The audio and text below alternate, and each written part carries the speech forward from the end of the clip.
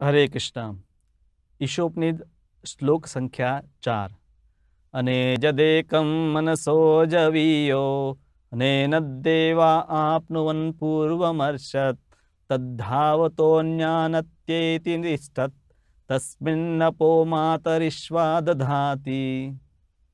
अपने धाम में स्थिर रहते हुए भी भगवान मन से अधिक विद्वान है और अन्य समस्त दौड़ने वालों को पीछे रख सकते हैं। शक्तिशाली देवता उन तक नहीं पहुंच पाते। एक स्थान पर रहते हुए भी वे वायु तथा वर्षा की पूर्ति करने वाले देवताओं को वश में रखते हैं। वे श्रेष्ठता में सबसे आगे हैं।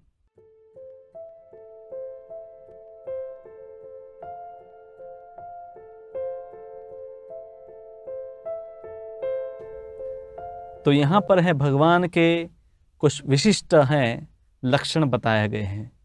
भगवान अपने धाम में रहते हैं और वो वायु से भी अधिक वेगवान है। कोई उनके साथ स्पर्धा नहीं कर सकता। वो एक जगह रहते हुए भी सभी देवताओं को नियंत्रित करते हैं और इस प्रकार से उनमें अनेक प्रकार के विशिष्ट गुण होते हैं जिसकी चर्चा हम यहाँ पर करेंगे। तो सबसे पहली जो बात है जो यहाँ पर बताया है कि देवता तक भगवान को नहीं जान पाते हैं। अब ये प्रश्न आता है कि अगर देवता नहीं जान पाते तो हम भगवान को कैसे जान सकते हैं, क्योंकि हम प्रवचन कर रहे हैं उसका भी उद्देश्य तो यही है कि हम ईश्वर को जानें। तो आखिर में कौन ईश्वर को जान सकता है, कैसे जान सकता है, और कौन नहीं जान सकता, कैसे नहीं जान सकता। तो ब्रह्म संहिता में एक सुंदर श्लोक में बताया गया है, पंथास्तु कोटि शतवत्सर संप्रगम्यो वायोरथापि मनसो मुनिपुंगवानां सोप्यस्ति यत् प्रपदचिन्य विचिन्त्य तत्वे गोविंदम आदि पुरुषम तमहं भजामि। तो यहाँ पर बताया गया है कि मुनिपुंगव जो है, यानी कि उत्कृष्ट कोटि के जो तार्किक है, मुनि हैं, जिन्होंने वेदों के ज्ञान का अध्ययन किया है, पर वो मन से वायुरथापि वायु की गति से मन से कोटि शतवत्सर संप्रगम्य, यानी कोटि शत हजारों वर्ष तक भी मेहनत करें तर्क के द्वारा तो भी स अपि अस्ति यद चिन्य विचिन्त्य तत्वे, तो भी वो भगवान के चरण कमलों तक नहीं पहुंच पाते हैं। तो यहाँ पर जो मुख्य बात वो है कि कोई तर्क का सहारा ले तो ईश्वर तक नहीं पहुंच सकता है, क्योंकि तर्क जो है हम हमारे अनुभव के अनुसार ही करते हैं। संसार के हमारे अनुभव है उसी के अनुसार हमारा तर्क होता है। तो इसीलिए यहाँ पर हमें ये जानना चाहिए कि कोई अपनी इंद्रियों का सहारा लेता है, कोई अपने मन का सहारा लेता है, उसी के बल पर ईश्वर को जानना चाहता है, तो जीव भगवान को कभी नहीं जान सकता। अब साथ में भगवान ये भी बता रहे हैं कि कौन मुझे जान सकता है, जैसे कि ब्रह्म संहिता में आगे बताया है कि गोलोक एव निवसत्यखिलात्म भूतो। तो भगवान गोलोक में नित्य धाम में उनके निवास करते हैं। अब ऐसा कौन जान सकता है, तो वो व्यक्ति जान सकता है कि जो भगवान का भक्त है। आप कहेंगे इसका प्रमाण क्या है, तो भगवद गीता में ही भगवान प्रमाण देते हैं कि कौन मुझे अपने मेरे वास्तविक रूप में जान पाता है। तो वहां पर भगवान बताते हैं, भक्त्या माम अभिजानाति यावन यश्चास्मि तत्वतः। भक्ति के द्वारा मुझे तत्वतः जाना जा सकता है। तत्वतः मतलब जैसा मैं हूं उसी प्रकार से जाना जा सकता है। कोई भी व्यक्ति को आप जानना चाहते हैं तो उसके बारे में कुछ आप एजम्पशन कर सकते हैं या कल्पनाएं कर सकते हैं, या उसके बारे में पढ़ सकते हैं, पर सबसे अच्छा तरीका क्या है, आप उनके साथ मित्रता कीजिए, उसके साथ रिलेशनशिप संबंध बनाइए, या उस व्यक्ति के साथ संबंध आप बनाएं जो उस व्यक्ति का निकट का व्यक्ति हो। मतलब उसके मित्र के मित्र आप बनेंगे तो आप उसके बारे में और गहराई से जान पाएंगे। तो भक्ति शब्द बताता है कि भगवान के साथ संबंध स्थापित करने से ही हम भगवान को जान सकते हैं, नहीं कि सिर्फ हम ज्ञान के माध्यम से, ना ही कि योग के माध्यम से, ना ही तर्क के माध्यम से। ये विभिन्न पहलू है जो हमें समझने में मदद करता है कि परम सत्य है, पर उनको तत्वतः जानना है तो एकमात्र जो उपाय है वो भक्ति है। तो इसलिए ब्रह्म संहिता में ब्रह्मा जी कहते हैं कि गोलोक एवं निवसति अखिलात्म भूत हो, जो अखिल आत्मा के भूत है, यानी कि उनको अखिल आत्मा यानी कि सब जीवों के जो पालन करता है वो गोलोक वृंदावन में रहते हैं। तो ब्रह्मा जी ने भगवान को कैसे जाना? ब्रह्मा जी ने भगवान को जाना भक्ति के माध्यम से। तो ये तरीका है भगवान को जानने का। अब भगवान को जानना यानी कि उनकी शक्तियों को भी जानना कि वो कैसे कार्य करती हैं। जैसे कोई व्यक्ति का आप नाम बोले तो आपको पता नहीं चलेगा, फिर उस व्यक्ति के बारे में उनके लक्षण, उनका किस किस व्यक्ति के संबंध है, वो कहाँ पर रहता है, तो उनके लक्षणों से ही उस व्यक्ति को आप जानते हैं। तो उसी प्रकार से जो भगवान की शक्तियाँ हैं वो अचिंत्य है। यहाँ पर जैसे बताया है कि भगवान एक ही जगह विद्यमान है, फिर भी वो संसार में सभी देवताओं को नियंत्रित करते हैं। तो उदाहरण भी विष्णु पुराण से दिया गया, मतलब ले सकते हम। विष्णु पुराण में बताया गया है कि भगवान अग्नि की भांति है। जैसे आप अग्नि प्रगटाए, ठंडी का समय है, अग्नि आपने प्रगटाई तो उसका प्रकाश भी है फैलेगा। आप अग्नि से आप दूर बैठे हैं तो भी आपको अग्नि के ताप का अनुभव होता है। तो भगवान जो है कहीं भी प्रकट हो सकते हैं, उनके लिए कोई भी मतलब कोई बंधन नहीं है कि वो अपने धाम में है तो यहाँ प्रकट नहीं हो सकते हैं और यहाँ पर है तो और कहीं नहीं हो सकते हैं। उनके लिए दोनों वस्तु संभव है, वो एक जगह भी हो सकते हैं, सर्वत्र भी विद्यमान हो सकते हैं। अत्र तत्र सर्वत्र सब जगह भगवान के लिए विद्यमान होना संभव है। कोई भौतिकवादी व्यक्ति के लिए संभव नहीं है। जैसे मैं यहाँ पर हूँ तो मैं और अन्य जगह पर नहीं होऊंगा, पर भगवान है हमारी तरह है, भौतिक जो परिस्थितियाँ हैं नियमों से बंधे हुए नहीं हैं। तो इसलिए ये जो शब्द है अचिंत्य शक्ति ही जब हम स्वीकार करेंगे तब भगवान के गुणों को समझना संभव होगा। अन्यथा तो हम हमारे छोटे से दिमाग से और उसमें रही बुद्धि से भगवान को तो क्या इस संसार की वस्तुओं को भी ठीक से नहीं जान पाते हैं। तो भगवान को बहुत बड़ी आगे की वस्तु हो गई। अब भगवान की शक्तियों की और थोड़ी विस्तार से बात करते हैं। तो भगवान की शक्ति अनेक है, पर मुख्य रूप से हम 3 भाग में उसका विभाजन पहले करते हैं। एक तो अंतरंगा शक्ति उनकी कहते हैं, जो भगवान के धाम में होती है और भगवान की लीलाओं में कार्य करती है। और दूसरी होती है बहिरंगा शक्ति। अब अंतरंगा मतलब उनकी आंतरिक शक्ति, बहिरंगा मतलब बाह्य शक्ति जो इस संसार में काम करती है। तो अंतरंगा शक्ति को योगमाया भी कहते हैं और बहिरंग शक्ति को महामाया भी कहते हैं। और यही बहिरंग शक्ति का प्रकटीकरण दुर्गा के रूप में, दुर्गा देवी के रूप में होता है। और वो इस संसार की अधिष्ठात्री है, नियंत्रक है, नियंता है और सभी, इसीलिए उसको जगत जननी भी कहते हैं। अब अंतरंगा शक्ति और बहिरंगा शक्ति ये दोनों भगवान के जो कार्य हैं, इस संसार का जो कार्य करना है उसके लिए बहिरंगा शक्ति होती है, और भगवान की लीलाओं का जो कार्य है या उनका धाम में जो कार्य होते हैं वो उनकी अंतरंगा शक्ति के कारण होता है। अब हम कौन सी शक्ति में आते हैं? हम भी भगवान की शक्ति है, क्योंकि शक्तिमान तो एक ही है, पुरुष तो एक ही है भगवान, और बाकी सब शक्तियाँ हैं। तो हम हैं तटस्था शक्ति, यानी कि तट के ऊपर स्थित।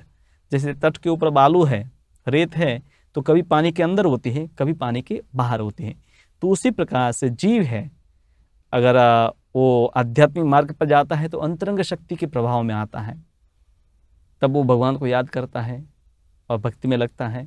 पर जब वो जीव ईश्वर को भूल जाता है तब वो बहिरंग शक्ति के प्रभाव में आ जाता है और इस संसार में वो कष्टों का अनुभव करता है। इसलिए जीव को तटस्थ शक्ति कहा, यानी कि उनके पास चॉइस है, विकल्प है कि वो अंतरंगा शक्ति के प्रभाव में रहे या बहिरंग शक्ति के प्रभाव में रहे।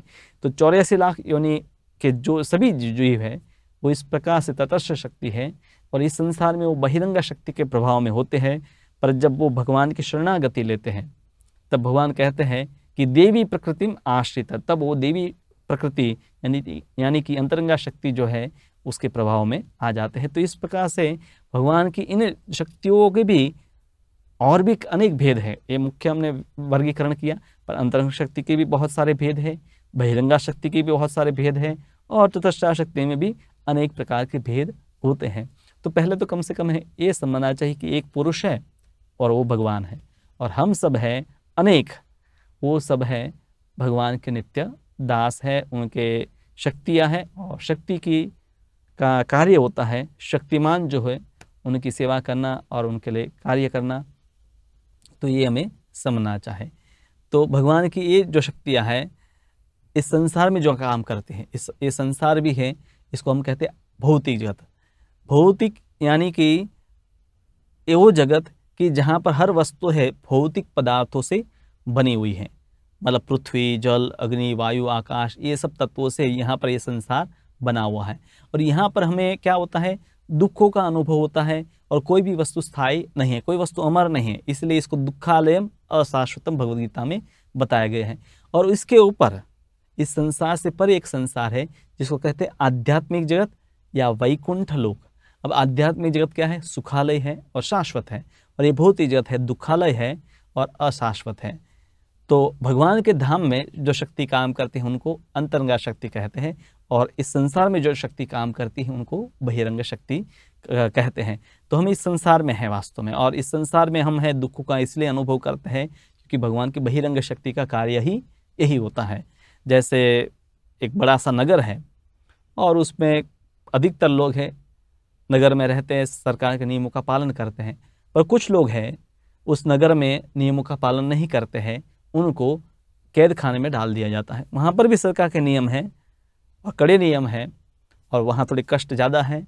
तो उसी प्रकार से ये पूरा संसार एक कैद खाने की भांति कार्य करता है। अब भगवान की ये शक्तियाँ सर्वत्र विद्यमान हैं, और शक्ति और शक्तिमान की बात अब हम करते हैं कि भगवान है, शक्तिमान है, और उनकी अनेक प्रकार की शक्तियाँ हैं। तो जैसे सूर्य है और सूर्य का प्रकाश होता है, तो सूर्य के बिना सूर्य के प्रकाश की कोई संभावना नहीं होती है। तो उसी प्रकार से भगवान के बिना उनकी शक्तियों का कोई अस्तित्व नहीं होता है, और ये शक्ति शक्तिमान से ही प्रकट होती है, और इस प्रकार से उसमें कोई भेद भी नहीं है, कोई, क्योंकि शक्ति है, कोई स्वतंत्र अस्तित्व नहीं है, पर वो शक्तिमान पर ही निर्भर है। तो इसीलिए इस दोनों में अभेद भी बताया गया है। भेद उस प्रकार का है कि शक्ति शक्तिमान पर निर्भर है, उनके ऊपर आधारित है, पर अभेद है कि शक्ति और शक्तिमान जो है वो दोनों एक ही है। तो कई बार लोगों को ऐसी धारणा रहती है कि शक्ति ही परम है और परमात्मा अंततः तो निराकार है, वो परम निराकार शक्ति है, और वही निराकार शक्ति इस संसार में प्रकट होती है, तब हम उनको अवतार कहते हैं। पर ये लोगों की भूल धारणा है। वास्तव में भगवान ही यहाँ प्रकट होते हैं, और जब भगवान प्रकट होते हैं तो अपनी शक्तियों को प्रकट यहाँ पर करते हैं। जैसे भगवान कहते हैं कि संभवामि आत्ममाया, यहाँ पर है मैं अवतार लेता हूँ तो अपनी आत्ममाया के साथ है प्रकट होता हूँ, और उसके अनुसार ही भगवान उस आत्ममाया से ही अपनी लीलाओं का विस्तार करते हैं। तो भगवान की ये सब शक्तियाँ हैं, उसको हमें ठीक से जानना जरूरी है, क्योंकि जो शक्ति है वो भी आदरणीय है क्योंकि वो भगवान की है, पर शक्तिमान है वही सब वस्तुओं का आधार है। तो बहिरंगा शक्ति जो है उसका कार्य है कि संसार में जो जीव है उनको विभिन्न प्रकार के कष्ट देना, और उसको प्रेरित करना कि वो इसका वास्तविक घर नहीं है, और जीव जब है भगवान की शरणागति लेना चाहे तब वो आध्यात्मिक शक्ति के प्रभाव में आता है। जैसे जो कैदी है जेल में रहकर समझ जाए कि ये मेरा वास्तविक घर नहीं है, तो उनको है ज़्यादा थोड़ी मुक्ति दी जाती है, और धीरे धीरे उनको उनकी सज़ा भी कम कर दी जाएगी, उसको मुक्त भी कर दिया जाएगा अगर वो सरकार के नियमों का पालन करने लगेगा। तो उसी प्रकार से सब जीवों के साथ भी होता है। तो भगवान की शक्तियों के बारे में अब भगवान भगवद गीता में भी बताते हैं कि ऋषिगण हैं, सूरगण हैं, वो भी मुझे संपूर्ण रूप से नहीं जान पाते। कैसे संभव हो सकता है भगवान को जानना? संपूर्ण रूप से संभव ही नहीं है, क्योंकि भगवान को कहते अद्वैतम अच्युतम अनादि अनंत रूपम। तो भगवान के अनंत रूप जब है, अनंत शक्तियां हैं, और हम हैं अति सूक्ष्म हैं, तो अंश है वो पूर्ण के कुछ अंश को जान सकता है, पर अंश पूर्ण के संपूर्ण अंश संपूर्ण रूप से नहीं जान सकता है। तो भगवान जब है अमर्यादित उनकी शक्तियां हैं, तो ऋषिगण, सूरगण यानी कि देवता, मनुष्य इत्यादि भगवान की कुछ शक्तियों को कुछ अंश तक जानते हैं, और उतना भी पर्याप्त है उनकी भक्ति करने के लिए। ऐसा संभव नहीं कि हम संपूर्ण रूप से भगवान को जान लें, क्योंकि भगवान की कोई मर्यादा नहीं है।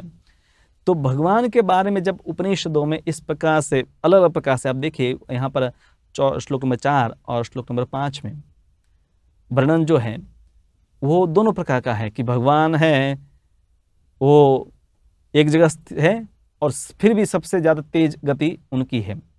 तो इस प्रकार से विरोधाभासी जो वर्णन करना है उसका एक उद्देश्य है। भगवान में यानी कि सभी प्रकार के विरोधी गुण संभव है, एक ही समय पर वो निराकार और साकार ये दोनों लक्षणों में संभव है। और उनका जो साकार स्वरूप है सच्चित और आनंदमय, वही उनकी निराकार शक्ति जो है जिसको हम ब्रह्म भी कहते हैं, तो उसका आधार है। जैसा भगवद गीता में भगवान कहते हैं ब्रह्मणो ही प्रतिष्ठा, हम वो ब्रह्म है उसकी प्रतिष्ठा में हूँ, यानी कि वो मेरे में प्रतिष्ठित है। तो भगवान जो है इस प्रकार से साकार निराकार ये सब जो है वो सब वस्तु भगवान में संभव है, क्योंकि कोई एक वस्तु नहीं हो सकती, क्योंकि वो उससे विरोधी वस्तु भी भगवान में ही होगी, तभी वो उसको पूर्ण कहते हैं। पर जीव कभी भी कितना भी आध्यात्मिक रूप से उन्नत हो जाए, योग करे, ध्यान करे, भक्ति करे, तो भी हमेशा जीव अंश है तो अंश ही रहता है। वो परम भगवान अनंत जो है उस प्रकार से अनंत नहीं हो सकता है। हाँ, भगवान की कृपा से वो ईश्वर की तरह कई प्रकार के कार्य कर लेता है, पर फिर भी जीव हमेशा जीव है और ईश्वर हमेशा ईश्वर है। इसलिए बताया गया है नित्यो नित्यानाम चेतनश्चेतनानाम, अनेक जो नित्य है उसमें से सबसे श्रेष्ठ नित्य है वो ईश्वर है। अनेक चेतन है उसमें से सर्वोत्तम जो चेतन है वो ईश्वर है। जैसे अनेक मंत्री है उसमें से कोई एक प्रमुख होता है, उसको हम मुख्य मंत्री कहते हैं। तो उसी प्रकार से ईश्वर भी नित्य है, हम भी नित्य है, ईश्वर भी चेतन है, हम भी चेतन है, पर फिर भी ईश्वर है सर्वोत्तम है। तो यही एक फर्क है कि अनेक जीव हैं और जीव की कोई मतलब सीमा नहीं है, पर फिर भी भगवान उन सबसे सर्वश्रेष्ठ बताए गए हैं। अब यहाँ पर जो बात शुरुआत में ही बता दी गई है कि मानसिक चिंतन के द्वारा ईश्वर को जानने का विचार। अधिकतर लोग हम संसार में क्या करते हैं, कोई भी विषय को देखते हैं, सुनते हैं, फिर मन में ही उसके बारे में कुछ कल्पनाएं करते हैं और इस प्रकार से विषय को समझना चाहते हैं। तो क्या ईश्वर हमारे मानसिक चिंतन का विषय है, या क्या मानसिक चिंतन के द्वारा या तर्क के द्वारा प्रयोग के द्वारा ईश्वर को समझा जा सकता है? नहीं, वो संभव ही नहीं, क्योंकि ईश्वर तत्व है वो मन से परे है। आत्मा जब मन से परे है, बुद्धि से परे है, तो ईश्वर तो उससे भी आगे तत्व है। तो मन की सीमाएं, बुद्धि की सीमाएं है उससे परे है। तो अब भगवान को कैसे जान पाए? जब भगवान है मन से परे है, इंद्रियों से परे है, तो क्या तरीका बचा है? तो वो तरीका है, उसको कहते हैं वेदों की शिक्षा। उपनिषद है इसीलिए तो लिखे गए हैं, इसीलिए तो दिए ऋषि मुनियों के द्वारा दिए गए हैं कि जिसमें भगवान की ही वाणी है वो प्रस्तुत है वेदों की शिक्षाओं के रूप में। अलग अलग ऋषियों ने जो भी अनुभूति की ईश्वर की, उन्हीं को उन्होंने उपनिषदों में दोहराया है। और वेदों में जो बात है वो हमारे अनुमान के ऊपर या तर्क के ऊपर आधारित नहीं है, पर वो दिव्य जो ज्ञान है जो भगवान ने प्रकट किया, भगवान ने उस जीवों को उनके हृदय में प्रकाशित किया, उसी को प्रस्तुत किया गया है।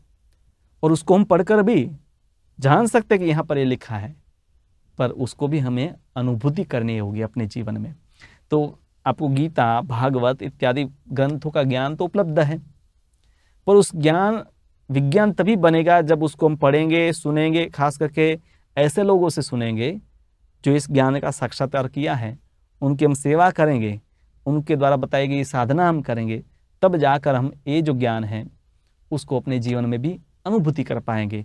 तब वो हमारे लिए है तर्क का विषय नहीं होगा, पर प्रत्यक्ष अनुभूति का विषय बन जाएगा।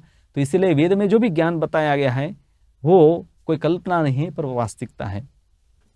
तो मूलभूत रूप से क्या करना है हमें कि ईश्वर ने जो भी हमें उपनिषद में जैसे पहले ही श्लोक में बताया दिया है, फिर आगे भी बताया है कि ईशावास्य चेतना है कि सब कुछ भगवान की संपत्ति है, उन्हीं के द्वारा व्याप्त है और सभी जीवों के लिए भगवान ने सब वस्तुएं बनाई हैं और ईश्वर हमारे परम पिता है, हम उनके सेवक हैं।